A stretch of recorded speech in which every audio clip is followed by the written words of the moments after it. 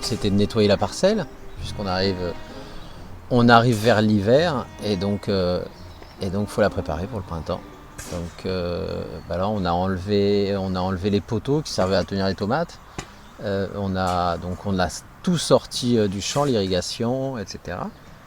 Ensuite on a fait un semis à la volée, donc semis direct à la volée d'engrais verts, donc 4 variétés, donc l'avoine, vesse, radis fourragé et trèfle. Donc l'avantage de chacun de ces...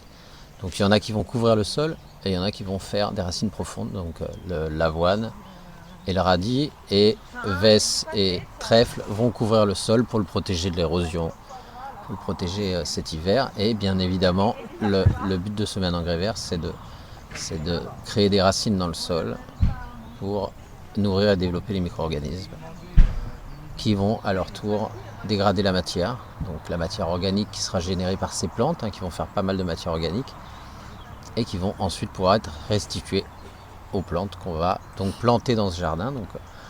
Donc en fait, je reprends. Donc on a semé à la volée l'engrais vert. Ensuite, on a passé la débroussailleuse. On a couvert l'engrais vert avec les plantes sauvages, donc la prairie naturelle, ce qui avait poussé naturellement sur le terrain. Donc on l'a couvert avec ça. Et pour s'assurer qu'il y ait une bonne levée, on a quand même tracé les planches. On a gratté un petit peu en surface. Et on a légèrement enterré les graines et tassé. Voilà, comme ça on a plus de réussite. Sinon, il aurait fallu mettre beaucoup plus d'engrais verts. On n'avait pas suffisamment d'engrais verts. Donc voilà, on s'est adapté un petit peu à ce qu'on avait.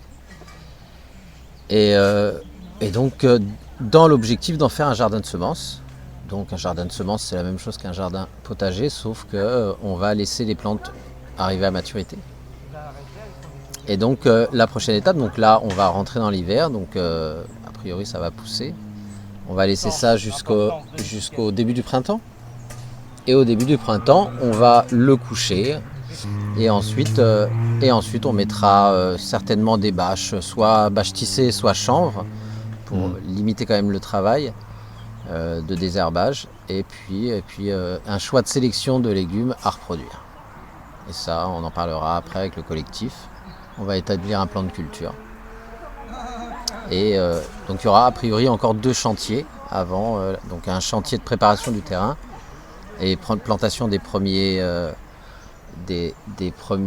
plantes à reproduire. Donc ça peut-être ce sera des salades, peut-être voilà. Pour l'instant on n'a pas encore fait le choix des légumes à planter. Mais il y aura certainement il y aura courges, oignons, sur tomates, aubergines, poivrons. Comme c'est une petite surface, en fait, donc il y a 9 planches là identifiées. Donc on va faire a priori 9 espèces, ou 9 espèces plutôt. On va voir, on va finaliser ça. Et je voulais rajouter aussi que cette parcelle, enfin ce jardin de semences, c'est 200 mètres carrés. Il a été ensemencé l'année dernière, l'automne dernier, donc il y a 1 an, avec la technique que nous a enseignée Céline Basset. Donc on a ensemencé le sol de micro-organismes. Donc là en fait ça va permettre, comme il le disait Patrick, de nourrir les micro-organismes et donc de nourrir le sol en profondeur.